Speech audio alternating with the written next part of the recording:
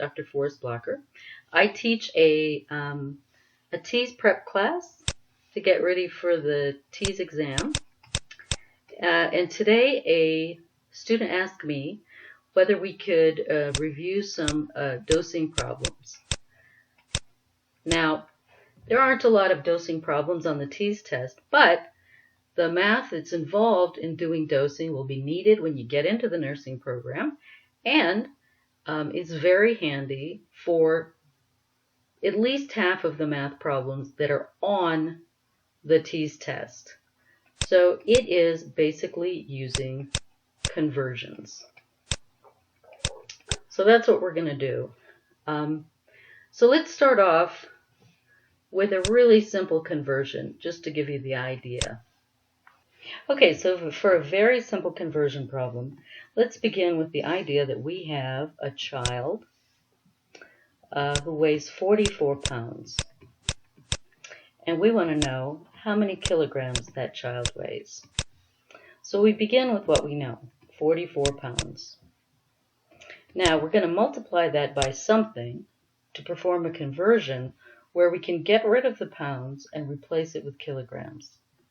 We know that if we have something in the numerator and the same thing in the denominator, they'll cancel. So I'll put my units of pounds here and pounds there and kilograms up here.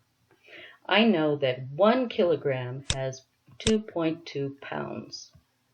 So now I notice that I can cancel the pounds and I only have one unit left, which is kilograms.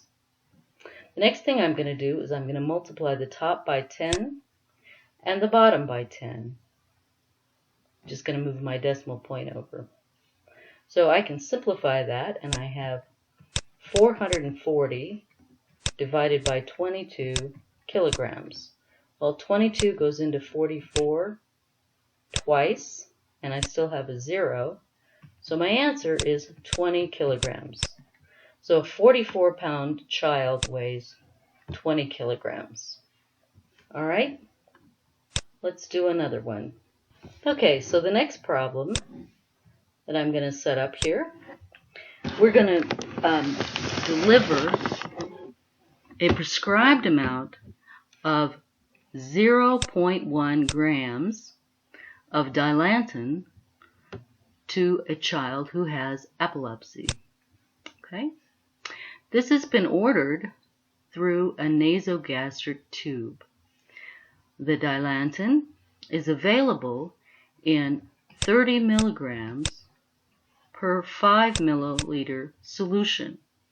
How much should the nurse administer? So the answer we want is, here we have a liquid that we can put in terms of milliliters or cc's into a syringe, and the amount that we want from this is going to equal 0.1 grams. So we can do this problem also as a conversion. We begin with what we want, 0.01 grams, and now we're going to do a conversion. So we're going to get rid of the grams. We know that we want, at the end of the day, we want an answer that's in milliliters of this. So first let's notice that this solution is in milligrams per milliliter. So I need to convert grams to milligrams. So I'll put the grams on the bottom because I want to be able to cancel those. Milligrams on the top. I know that there are 1,000 milligrams in 1 gram. Now, here's my solution. And again, now I'm going to want to cancel milligrams. So I'm going to put 30 milligrams in 5 mils. That's my solution. And now what do I have? Well, the grams have canceled, the milligrams have canceled, and I only have milliliters or cc's left. So that's what I want. So let's simplify this a little bit. Let me multiply this by 10. So I'm just going to move my decimal point over there. And let me multiply the one on the bottom by 10 as well. Okay, so that's 1, that's 1,000, that's 300. So I can take 100 out of this, and I can take 100 out of that. And so now I have, well, let's simplify. I have 10 times 5 is 50 divided by 3 milliliters. So I can real quickly do a little division problem there. 3 goes into 5 once, and I have 20 left. So 3 goes into 26 times, and I have 20 left again, and I'm going to keep having 20 forever and ever. That's just going to keep repeating. So my answer is 16.6 repeating milliliters. And I'm going to round that up to 16.7 milliliters. I need to administer 16.7 milliliters of this 30 milligram per milliliter solution of Dilantin in order to deliver the prescribed amount of 0.1 grams for this patient. Let's do another one. Okay, so this question asks me to figure out an infusion rate in milliliters per hour when I'm given that I need to infuse 250 milliliters in 120 minutes.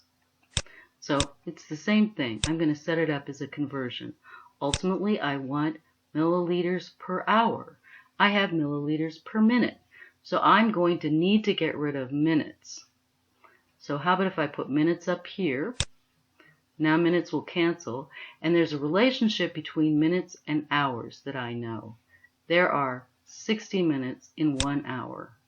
So minutes cancel, and now the units I have left are milliliters per hour. That's just what I want. So that's perfect. And I notice that 60 goes into 120 twice.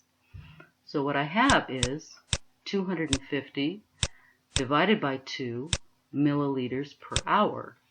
And I can simplify that to 125 milliliters per hour. Just exactly what I want. Let's do another one.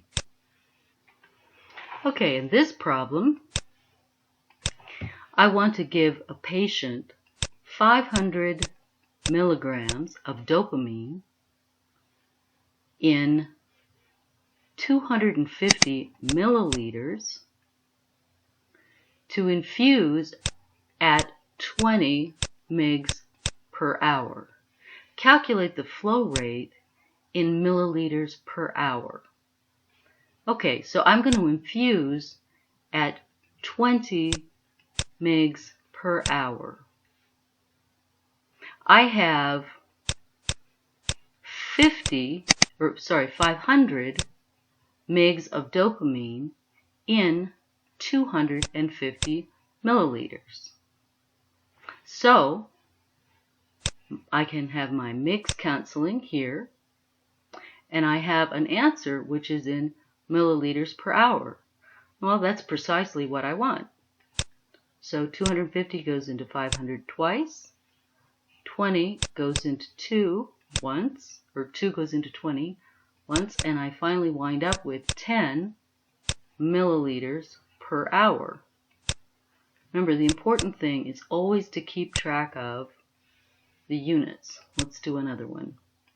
Okay, so for this one, I want to calculate how much an infant needs to be given in terms of fluid per day in milliliter. I know that the infant weighs 4 kilograms.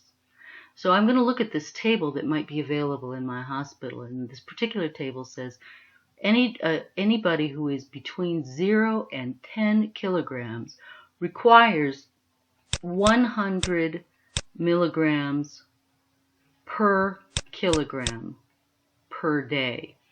It says daily, so that's per day. So the amount of fluid that this infant will require per day is 100 milligrams per kilogram that infant weighs, because this is where they are in this chart. If the child weighed more, then I'd have to select one of these other values. But this child weighs in between 0 and 10 kilograms, so I'm going to pick 100 mils per kilogram. So I'm going to set up my conversion using that number. So I need 100 milligrams of milliliters per kilogram, and I know the child weighs 4 kilograms. So kilograms cancels, and now I have the number of milliliters per day that this child needs. 4 times 100 is 400, and the only units I have left are milliliters. 400 milliliters is the answer. Let's do another one. Okay, so now in this one, a doctor orders 200 milligrams of a drug that needs to be taken by a 15.4 pound infant every 8 hours.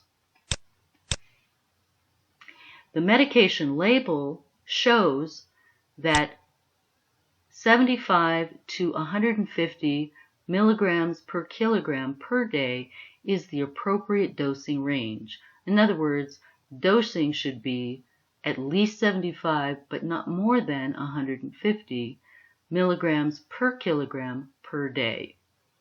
So here we have the exact same thing. We have 200 milligrams, which is going to be given to a 15.4 pound baby. Notice that I need my answer to be in milligrams per kilogram weight per day. So this is the arrangements of the units that I need at the end of the day. That's why I know that I need to put the weight of the child on the bottom, because the amount of the drug that's given depends on the weight of the child. More drug for a larger child. Okay, and this amount of the drug is going to be given every 8 hours. Every 8 hours. Okay, so now I have my problem set up, and all I need to do is to eliminate or do some conversions to get rid of some of these units that aren't right. Okay, milligrams is right, and that's on the top, that's where I want it, but I don't want pounds. Instead of pounds, I want kilograms. Okay, I know that there are 2.2 pounds in 1 kilogram, so I can get rid of my pounds. And I also want to get rid of hours. So let's put hours at the top, because hours is at the bottom here. And days. I know the relationship between hours and days. I know there are 24 hours in 1 day. So now hours cancels. So I have milligrams, I have kilograms on the bottom, and I have days on the bottom. It's exactly what I want. So now what can I do to cancel? Well, I can multiply the top and the bottom by 10 by moving the decimal point of both of these over. And now let's see, what else can I get rid of? Well, 8 goes into 24 3 times exactly, so I can get rid of that 8. I can also, if I divide this by 2, I can have 100 here, and divide that by 2, and I can have 77 there. So I think that's about as simple as I can get it. So I have here 300 times 22, and I can do that in my head, right? That's 6,600 divided by 77. And my units, I always want to keep those, are milligrams per kilogram day. So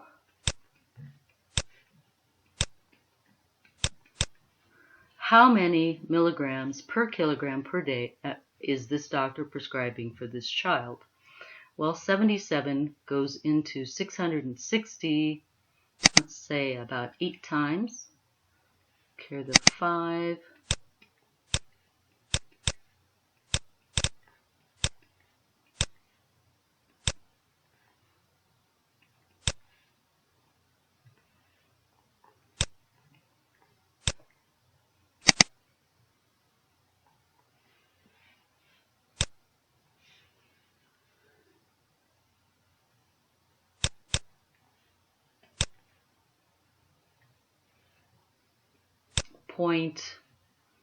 Let's see here, 6, 7, let's try 7, 9, okay, the 4, 49 plus 4 is 43, that's about right. So, if I round that off to the nearest milligram per kilogram per day, I get 86 milligram per kilogram per day. So the only thing I need to know is there enough drug? Yes, it's bigger than 75. Is there too much? No, it's smaller than 150. So yes, this doctor prescribed the right amount for this child, an appropriate amount for this child. Okay, so I hope that helps. These conversions can be used for a lot of these dosing calculations, as well as a lot of the other kind of math calculations that you can perform on the TEAS test. Thanks. Bye-bye.